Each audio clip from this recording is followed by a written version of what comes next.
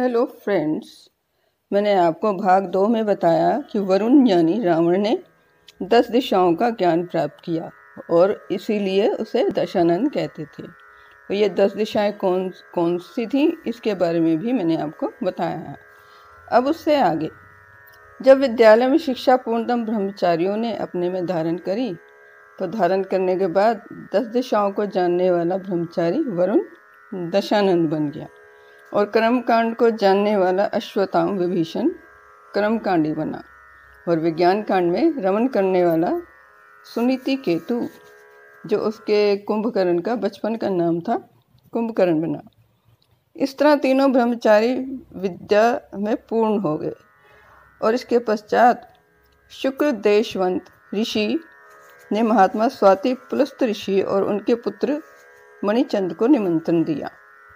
निमंत्रण के अनुसार वे विद्यालय आए तो गुरु शुक्र देशवंत ने कहा कि आपके पुत्र जो हैं वो विद्या में पारायण हो गए हैं, यानी पूर्ण हो गए हैं। ऋषि पुलस्त और मणिचंद्र प्रसन्न हो गए और उन्होंने गुरु के चरणों की वंदना की और कहा, आपने हमारे कुल की मर्यादा रखी और उनको महान बनाया है।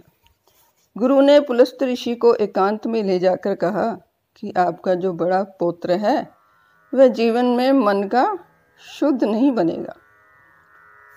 उसके बाद तीनों पुत्रों को बुलाया गया। उस समय दिशानंद नाम का एक उपदेश होता था, जो गुरु अपने जो विद्यार्थी होते थे उनको देते थे। तो गुरु ने ब्रह्मचारियों को कहा कि तुमने 10 दिशाओं को जाना है, विज्ञान के बारे में जाना है और हर दिशा का देवता होता है और उनका भी एक देवता होता है, इसके बारे में आपने अच्छी तरह जाना है। और उन्होंने कहा, ये जो ब्रह्मांड है इसमें नाना प्रकार की निहारिकाएं हैं। निहारिकाओं का अर्थ होता है आकाशगंगा। अगर तुम एक एक निहारिका की गणना करोगे तो तुम्हारा सारा जीवन व्यतीत हो जाएगा और तुम मौन हो जाओगे। तुमने विद्यालय में जो यंत्रों द्वारा इन लोगों को देखा है और एक एक यंत्र में तुमने 9-9, 10-10 निहारिकाओं का दर्शन किया है। गुरु ने कहा कि एक एक निहारिका में इतनी पृथ्वियाँ, सूर्य और बृहस्पति हैं कि उनकी गणना करना बहुत ही असंभव है। गुरु ने बताया कि एक समय राजा सोमकेतु ध्रुव मंडल की गणना कर रहे थे, तो उन्होंने लगभग 4 खरब ध्रुवों की गणना की और वह अंत में मौन हो गए। सोमकेतु जो यंत्रशाला में 10 निहारिकाओं का मतलब दर्शन होता रहता था, सोमकेतु की यंत्रशाला में। गुरु ने कहा और उन्होंने बताया, गुरु ने, कि ऋषि मुनियों ने यह सिद्ध किया है कि जो हम श्वास लेते हैं, इस श्वास के साथ अंतरिक्ष में मानव का चित्र भी बनता चला जाता है और अंतरिक्ष में चला जाता है। गुरु ने कहा, ये दिशानंद भाषण मैं इसलिए दे रहा हूँ कि जो विद्या तुमने अध्ययन की है इसका तुम सदुपयोग करो और ब्रह्मचार्य का पालन करो, तुम्हारा जीवन आनंदमय और सुखमयी हो। इस तरह दिशानंद उपदेश समाप्त हुआ। इस तरह तीनों ब्रह्मचारी पुलस्त ऋषि और मणिचंद्र ने वहाँ से प्रस्थान किया।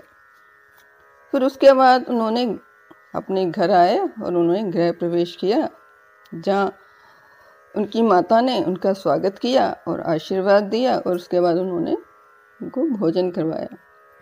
फिर माता ने पूछा कि तुमने क्या क्या अध्ययन किया है, क्योंकि उस समय जो माताएं होती थीं वो बड़ी ही विद्वान और विदुषी होती थीं। तो तीनों ब्रह्मचारियों ने कहा कि हमने विज्ञान को जाना है, पूर्ण रूप से तो नहीं जाना है, क्योंकि प्रभु तो अनंत है, उसका ज्ञान और विज्ञान भी अनंत है। हमने तो कर्म कांड को जाना है, ज्ञान कांड को जाना है और अपनी अपनी रुचियों के अनुसार अध्ययन किया है। माता प्रसन्न हो गई और उसके बाद तीनों ब्रह्मचारी अपने अपने कक्ष में चले गए। एक दिन दोनों पति पत्नी ने पुलस्त ऋषि से कहा कि हमारे पुत्र जो हैं, अब इनको गृह प्रवेश इनका होना चाहिए, यानी कि विवाह होना चाहिए। तो पुलस्त्य ऋषि ने कहा, ये तो बड़ी सुंदर बात कही है, बड़ी प्रिय बात कही है आपने, और मैं अब ये समाप्त करती हूँ। इससे आगे क्या हुआ मैं आपको अगले एपिसोड में बताऊंगी। अगर आपको ये जो आपको मेरा अगर ये वीडियो पसंद आए तो इसको लाइक और सब्सक्राइब ज़रूर करें। धन्यवाद।